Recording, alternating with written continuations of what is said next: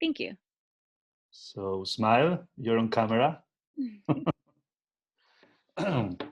Well, first of all, I would like to introduce myself for those of you who don't know who this guy in the screen is.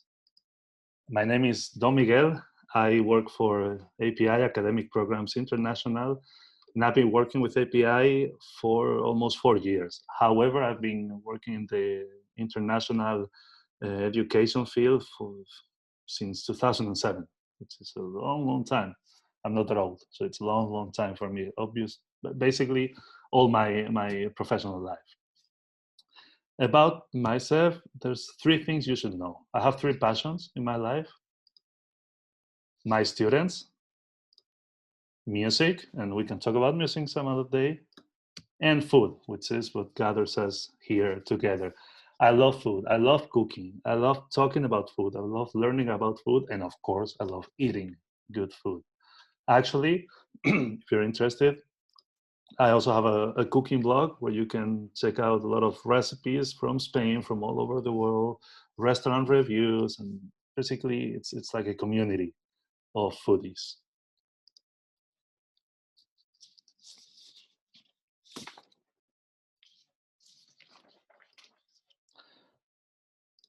Well, before we start, so I don't know most of your background. I would like to know what, if you know anything about Spanish gastronomy. When you think about food in Spain, what do you think about? What's the first thing that comes to mind? Any dishes, any places, any names? I don't know.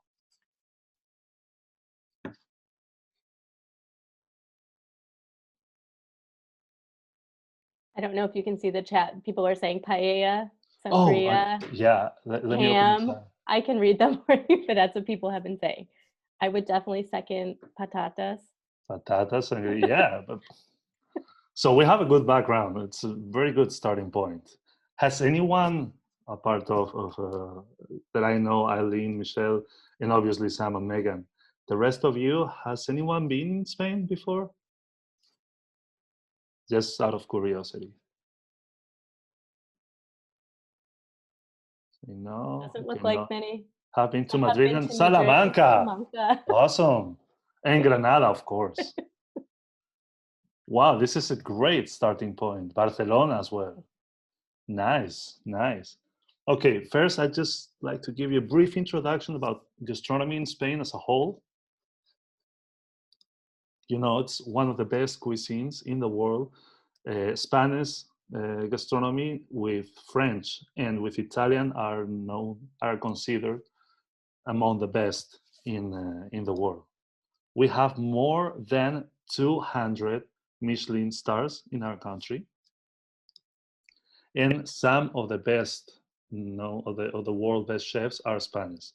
I don't know if you guys know these people: Ferran Adrià, the Roca brothers, and Carmen Rusquilleda. I'll mention her later.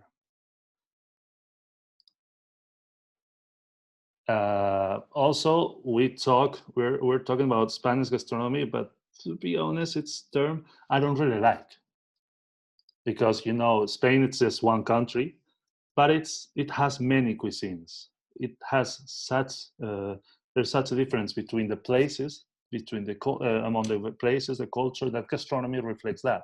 So we have very different cuisines. Just check out this map of Spain with some of the most iconic dishes all over Spain. We have pulpo a la gallega in Galicia, the bocadillo de calamares in Madrid, jamón ibérico, of course, in the south of Salamanca and Extremadura, gazpacho, paella, another classic. And as you know, I like to be very sincere, and I need to make a confession. During this time, I've been missing so much traveling with our students. Sam and Megan can tell you the great fun we have in our trips, and I've been missing that so much. So I would like to invite you guys to come with me on a virtual, sadly, on a virtual trip through the foods of Spain. So if you're ready, our first stop will be the País Vasco, the Basque Country. It's in the north of Spain. And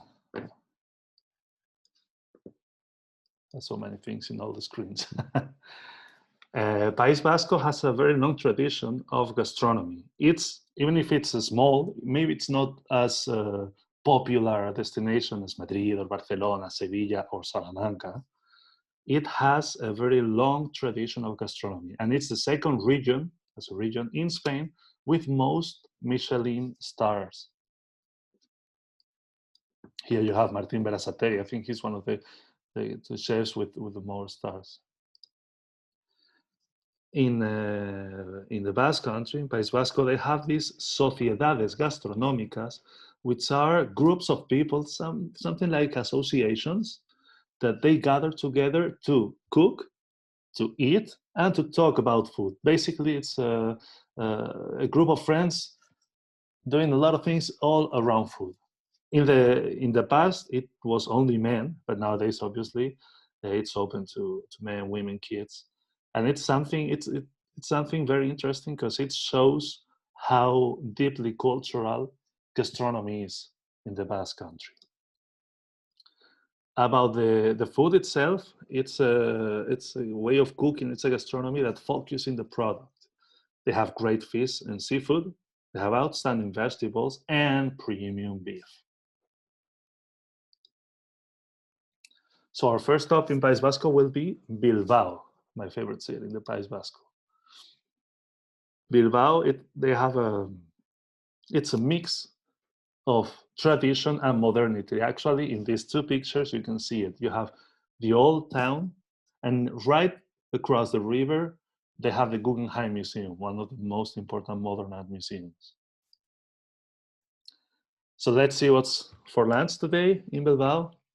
We have bacalao al pil pil. I don't know if anyone knows it. And if anybody knows any of these dishes, or if you guys even know how to cook it, please stop me. I'll be happy to let you go through them. Well, bacalao, codfish, bacalao al pil pil is this codfish which is cooked in olive oil, but slow cooked in olive oil, what we call gratinado. And this sauce is made with the juices of the codfish and the gelatin of the codfish. They emulsify this juice and gelatin with olive oil, which is perfumed with garlic and pepper. It's not that easy to make. The process on the book looks easy, but you need a lot of practice to get it. Once you master it, trust me, it's really, really delicious. Another very popular Basque dish is marmitaco de bonito. Bonito, it's a kind of tuna. You know, tuna fish are these huge fish. So imagine in the past when fishermen had one of these huge fish and they need to preserve it. They didn't have those huge freezers we have now. So they came up with ideas on how to cook it or how to preserve it. This is one of them. It's an easy stew with tuna fish and vegetables. Funny enough, even if it's what we call un plato de cuchara, like a stew, it's very popular in the summer because it's the time when they fish the tuna. And probably my favorite, chuletón. Chuletón, actually, it's not just from the Basque Country. You can find chuletones in all over Spain. Chuletón, by the way, it's spelled with CH, not with TX. TX is the spelling in the north, in the Basque Country. If you go to a Basque tavern, either in the Basque Country or in any other place in Spain, I can tell you for sure you can find very, very good chuletón, this T-bone. And now, ready to take the plane, visit some other place? We're going to Catalonia in the northeast of our country. What to tell you about the Catalonian gastronomy? It's mainly based in the Dieta Mediterránea, as it is actually in the Mediterranean. So it has a lot of similarities to Italy, some parts of France. It is a hotspot for Michelin star chefs. Catalonia is the region with most Michelin star chefs. Here, I don't know if anyone knows this woman, Carmen Rusquelleda. Carmen Rusquelleda was the female chef with most Michelin stars in the world. She got 7, although I think it was in 2018, 2019, she closed one of her restaurants in Barcelona. So now she has 4 Michelin stars, which is good enough, right? And Barcelona, Barcelona is like a bridge between Spain and Europe. So it has a lot of tradition, a lot of influence from Spain, but also connected with all the innovations coming through Europe. So obviously this is reflected in the gastronomy.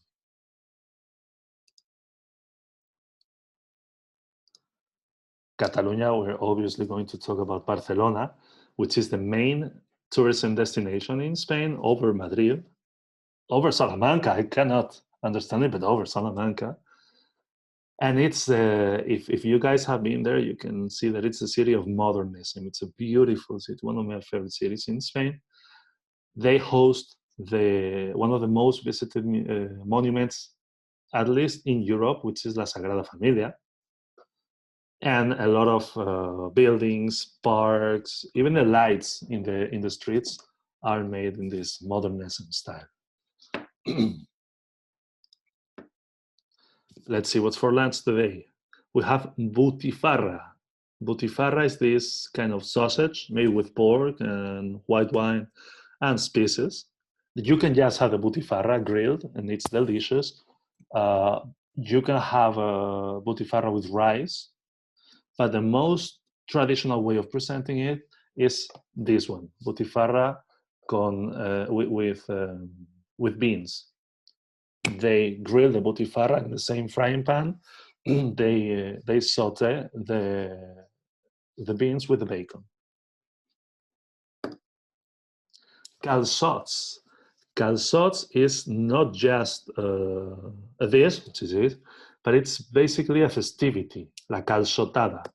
I think it's if I recall correctly, at the end of the winter, when they have this. It's a kind of onion, fresh onion. They gather together in the villages and the cities. They have these huge barbecues where they cook this. Then they cook meat, but this is the main event, the calçots. They grill them. Once they are grilled, they take out the burnt parts and they eat them with this sauce, salsa romesco, just like they, not on a fancy table with your fork and knife, blah, blah, blah. No. Like you're in the middle of nowhere. Just dip the calçot and enjoy it. It's if you ever are in Barcelona, by the time that they have these calçotadas, please do not miss them. Also, it's a moment where everyone is welcoming, they invite you. It's super cool. And to close our lunch in Barcelona, some dessert, crema catalana. Crema catalana is a custard-based dessert. Yeah, it's custard, similar to custard. It's usually served in this kind of dish, and over it they pour sugar and they burn it. So they get a thin layer of caramel. So when you are going to eat it, you have to crush the caramel, and while eating it, it's this combination of crunchy and soft, and it's just delicious. How are we doing? Ready to continue? Was this too much? Should I go on?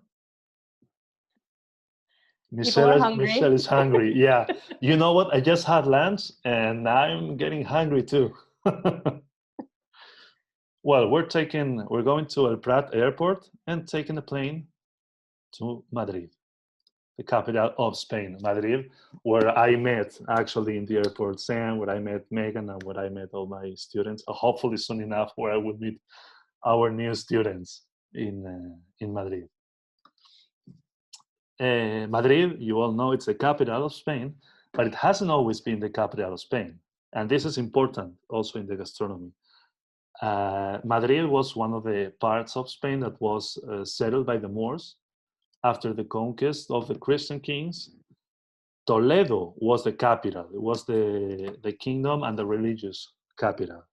But Ferdinand II, Philip II, he said, okay, this is enough. I want to move out. I want some space between church and state. So he moved the court in the 17th century to Madrid.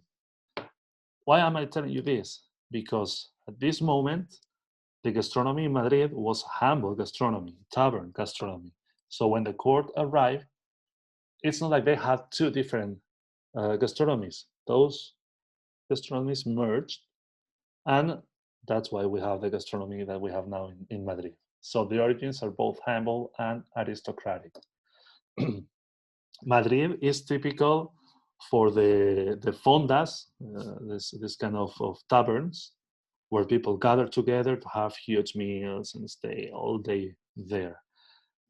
And many of the classic, iconic dishes of Madrid are very connected to these kind of places.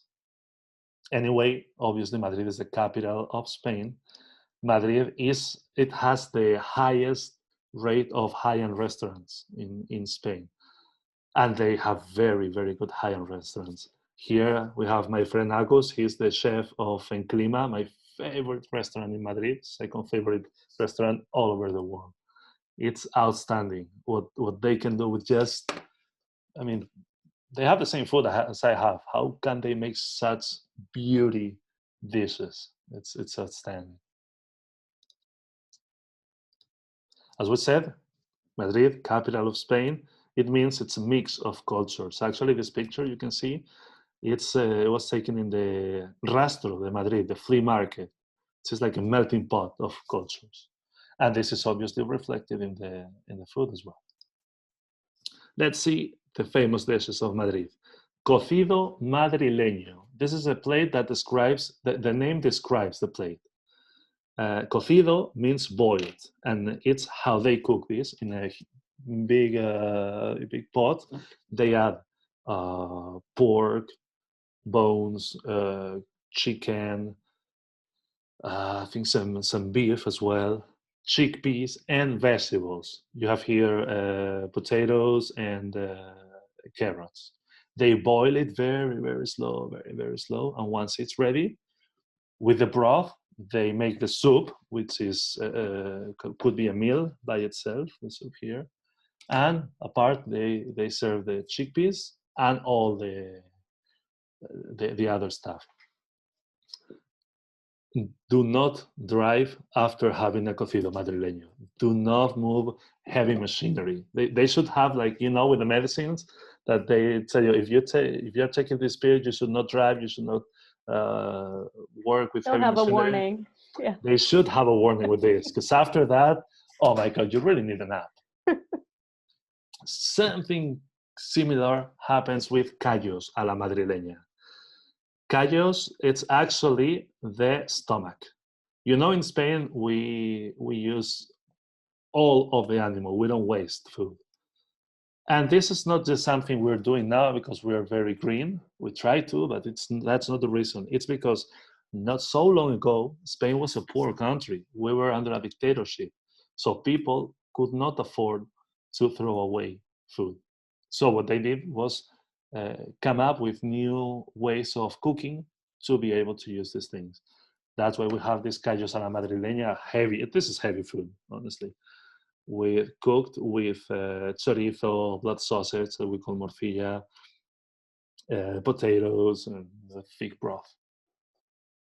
The last one, I am not going to name it. I want you to name it because I guess you will know it. Is familiar? Anyone? Churros. Churros con chocolate, exactly, Megan.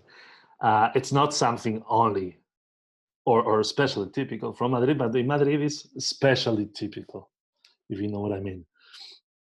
It's perfect for any time of the day. It's perfect for breakfast. It's perfect for mid-afternoon snack. It's perfect for the snack you have after partying all night long and you're going home and have some churros con chocolate. Actually, in Madrid, right in front of the hotel where we stay for our API orientation, there's this place, what's the name? Chocolateria San Ginés. Chocolateria San Ginés was opened in 1894, and they serve chocolate con churros 24/7. It's open all day and all night. And it's very typical because right next to it, you have the Joy Estaba, one of the biggest clubs for partying and for concerts. So many people, I have friends who work there as sound technicians, and after the gig, they go to San Ginés for their good chocolate con churros. It's perfect. So after that, you go to bed and you sleep really well. Well, after this, we're going to take a bus so you can take a little nap, and we're going to the south of Spain, Andalusia. In Andalusia, I just could not choose one place, so I'm going to talk about two, Granada and Sevilla. You know, Andalusia, let me go to the map. Between the year 711 and the year 1492, the peninsula was basically settled by the Moors. They reached all this area up to basically here. Andalusia nowadays is more or less this. So with that in mind, obviously, gastronomy in Andalusia will have a lot of Moorish influence, a lot of species. Olive oil it's a key ingredient, not just in Andalusia, in all Spain, but especially in Andalusia, because the best producers of olive oil are in Andalusia, in the area of Jaén, in Córdoba. And they have great sea products. Being next to the sea, it makes sense. Well, I told you I was going to talk about two places. Granada, I don't know if anyone here has been to Granada. I think someone said they have been to Granada.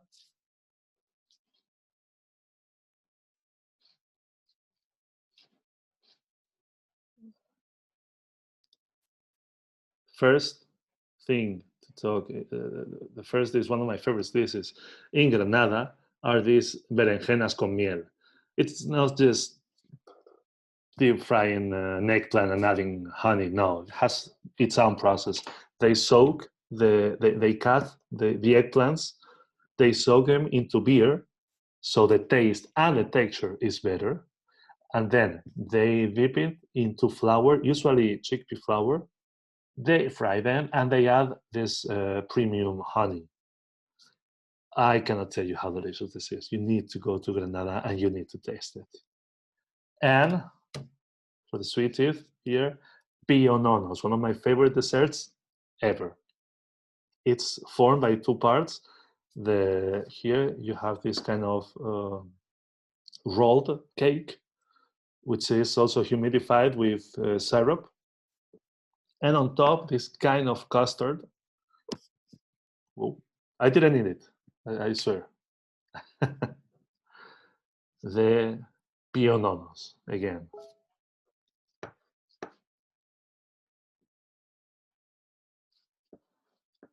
Where were we? Oh, I think, Eileen, you studied in Granada, did you? I did study in Granada, and I was going to share, for anyone that doesn't know, the reason that I chose Granada as a student is because tapas are free in Granada. And so the little plate of food that you get when you order a drink, it's free in Granada. And so I was a student on a budget. So I'll put that out there for anyone considering different parts of Spain, as your dollar will go very far in a city like Granada for that reason. And I have tried the berenjenas, and they're amazing.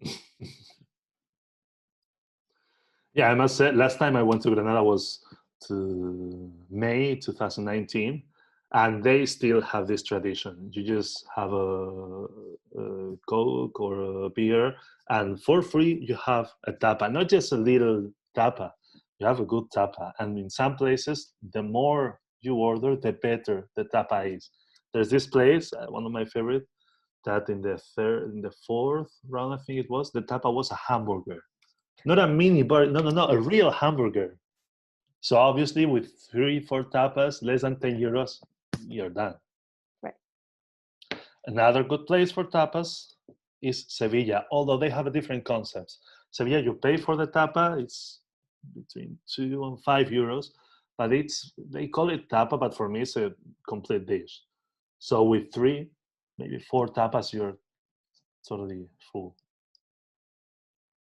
One of my favorites in Sevilla is this espinacas con garbanzos, the spinach with chickpeas, and it's made with a sauce with fried bread and paprika, and it's just delicious.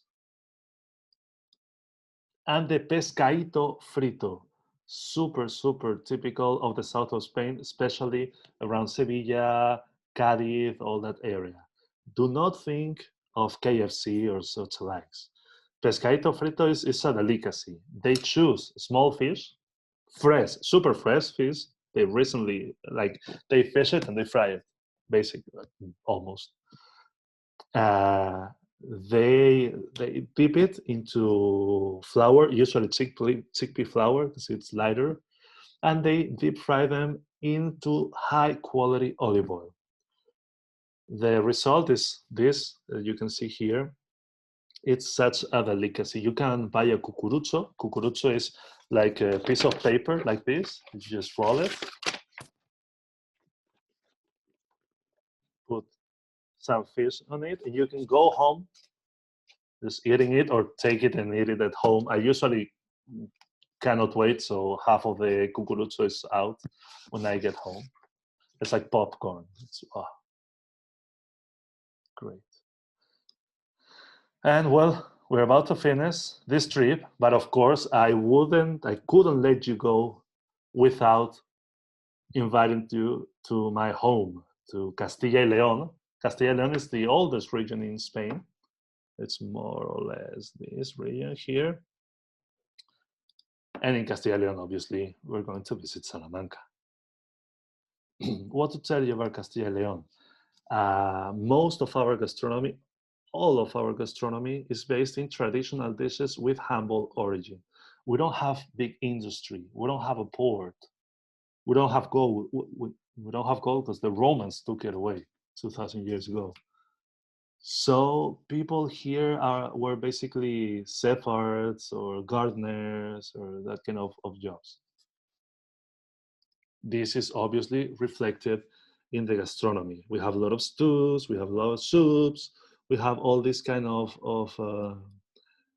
food that it's quite heavy, has a lot of calories. Don't be afraid, has a lot of calories because it was meant for the people who stayed outdoors the whole day since 6 a.m. until 10 p.m. out in the cold. They needed those calories. Okay?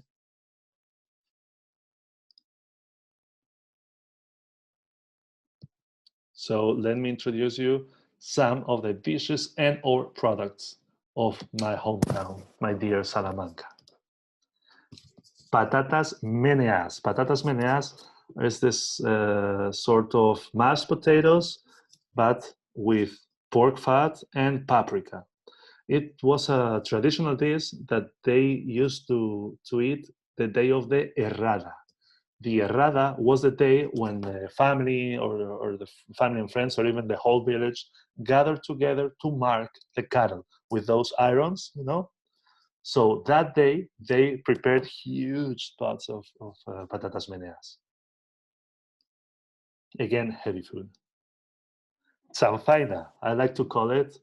I hope there's no one from Valencia here or no warriors of the paella here, because I like to call this the Salmantinian paella. It has nothing to do with the paella, but it's a dish based on rice with a lot of parts of the pork. It has tripe, it has blood, has a lot of cumin. It has boiled egg, all chopped, and it's delicious. I know that describing it may not look like something you would ask, but if you come to when you come to Salamanca, That's something you need to try. I don't know, Megan or Sam, did you try any of these? The patatas meneas or patata revolconas or chanfaina? Or maybe the host family cooked it for you? I don't recognize the chanfaina, but every dish, like almost every day, had patatas in some form or another.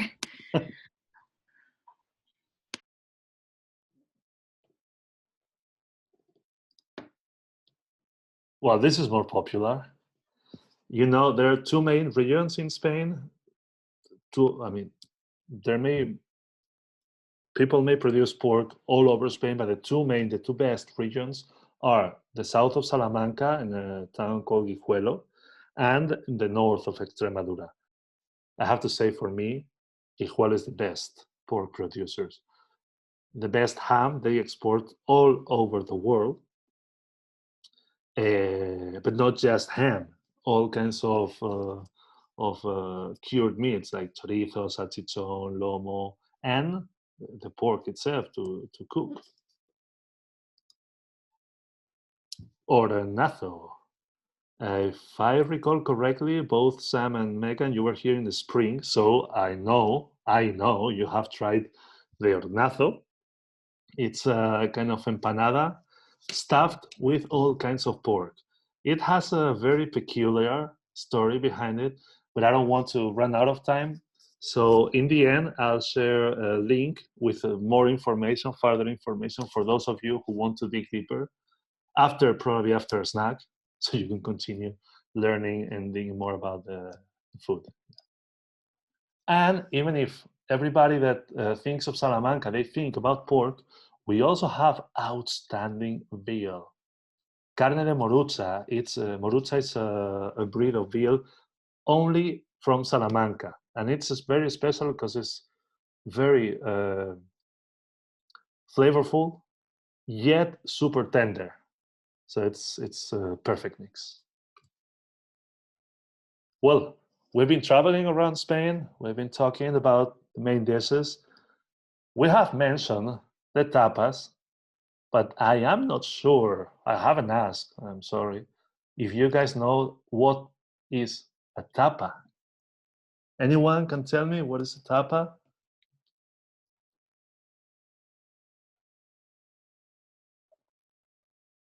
Small plate of food that you get when you order a drink or a Coke at a bar in Spain.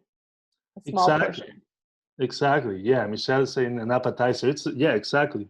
It's a small portion of food that it's offered usually when you order for a drink in a bar.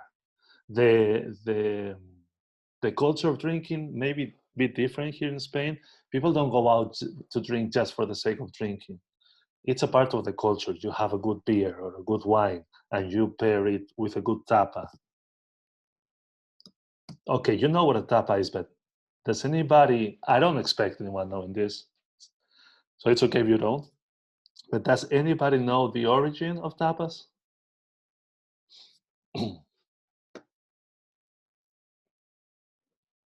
I'm assuming not. It all came from this guy, my good friend, the King Alfonso X, also known as the Wise One. Alfonso was king in the late, I think it was around in the late 1000s, so we're talking 1000 years ago. This King Alfonso, he became very ill, so the doctor prescribed him to cure him with taking little sips of wine during the whole day. You can imagine what can happen if anyone stays the whole day taking sips, even if they're small sips, but taking sips of wine for a whole day. You will get drunk. And no one wanted a drunk king. So the doctor told him to eat small portions of food every time he had a sip of wine. So he did, he got better, and when he was fully recovered, he said, you know what? This is the heck of an idea. So I want this expanded all over my kingdom.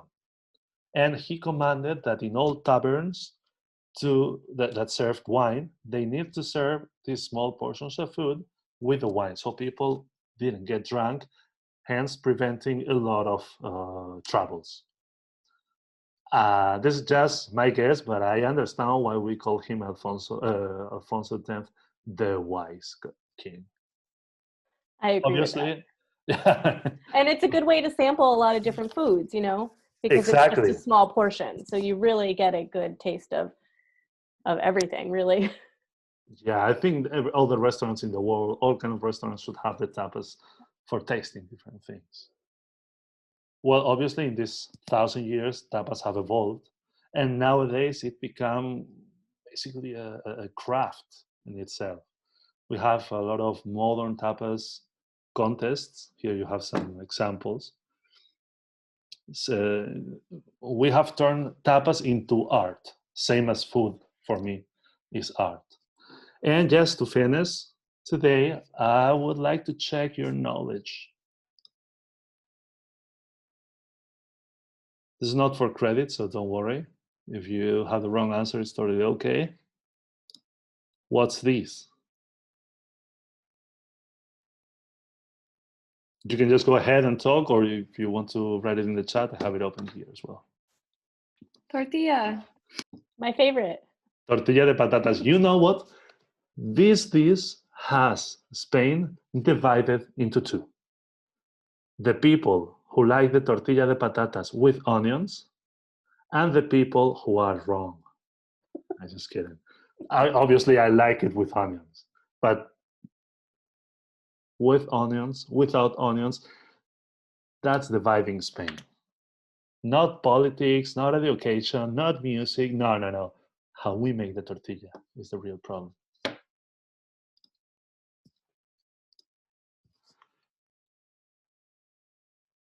Anyone knows what these are? Croquetas. Croquetas. And I think croquetas is something quite underrated. A lot of people love croquetas, but for me, the best thing is that croquetas can be made with anything, anything. I myself have made croquetas de chuletón, T-bone croquetas.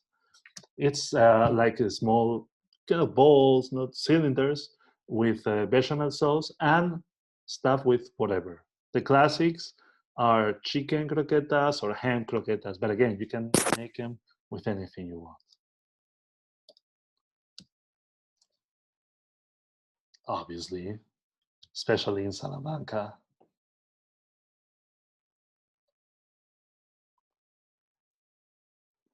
Does anybody know this?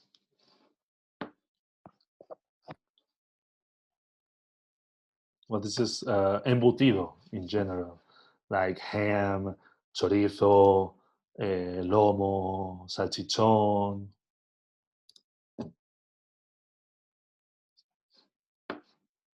What's this? Patatas fritas. Is that the one that's at all the restaurants? It's like really, really good. Oh, patatas bravas. Yes. Bravas. That's what it is. Thank you. Yep. That's what it's actually patatas fritas. But patatas fritas, we usually call it to regular fries. And patatas bravas are cut into like this, like you have in the picture, and served with hot sauce. I must say that usually, in my experience with American students, what we call hot, it's not what you guys call hot. Usually, something very hot for us is something for you guys. So when you guys are talking about hot, I may be melting already. And the last one, my favorite tapa. I don't know if you know this. It's a dish made with fries, and then you have fried eggs. And you cut it and break it and mix it all together, and you can add whatever topping you want. I like them just like this with paprika on top or maybe ham. But do you know the name of this dish?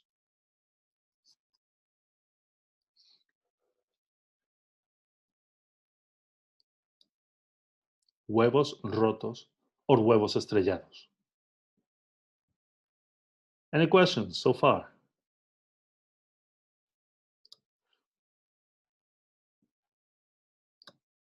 Well, for any of you who want to dig deeper and learn more about Spanish gastronomy, we have prepared a document. You can just scan this QR code, or you can just type this link in your browser. Or if you want, you can just send me an email saying, "Hey, I am a URI student. I was in your gastronomy virtual activity, and I would like to talk about food." I am always, always, always happy to talk about food, as you have seen. Or if you have questions about Salamanca as well, great.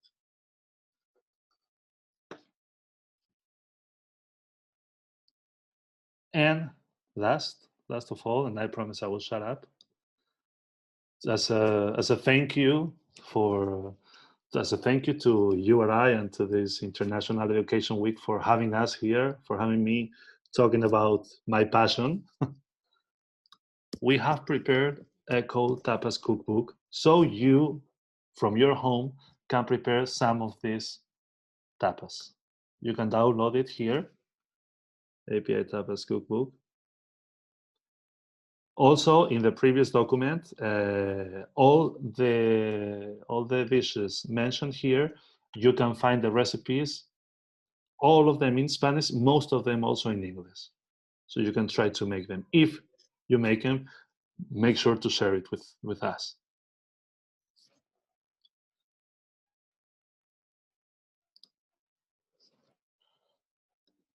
So if there are no questions, I pass the microphone to my colleague and friend, Eileen.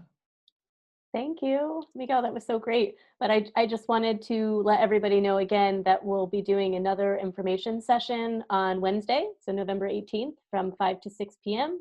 I'm going to put the registration link. It's in the chat box. And you can also scan the QR code or take a picture of it. If you want to learn more about API programs, scholarship opportunities, you can put your name on the list just by scanning the QR code. And I just want to thank Miguel also for being here and for sharing your passion for gastronomy. We learned so much about all the different regions of Spain. I hope everybody enjoyed it. And I just want to thank you for being here. Thank you both. We really appreciate you guys joining us. Don Miguel from Spain and Eileen from home. And I was just wondering if I know we have a couple of students who studied in Salamanca, Megan and Samantha on as well. Do you guys have a favorite food that you tried while you were in Salamanca? I loved the patatas bravas. Like, my friends and I talk about it all the time, how much we miss it. And no matter what we order here, we hope it's going to be close, and it's not. That and tortilla de patatas, because my host mom made that all the time, so it was awesome. And is it true the bravas, the patatas bravas, is not as spicy as like it's called spicy, but it's not? Is that true, or? It's one of the spicier things you'll eat in Spain, but not very spicy. No. Gotcha. Not lacking flavor though. That's right. Right. What about you, Sam? I think I also agree. Tortilla de patata, I really like that. And then you can't go wrong with paella. Really anywhere. Every region makes it differently, but I love them all. So yeah. Awesome.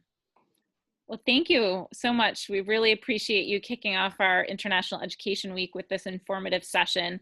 And as Eileen mentioned, there will be another API session later this week, specifically in regards to all the different locations and opportunities through API, including Salamanca. So we hope that you'll all check that out. And thanks so much. Thank you, Michelle. And thank you all. Thanks, everyone. University of Rhode Island friends. Thank you. bye. Thank you. Bye. Bye. Thanks, guys.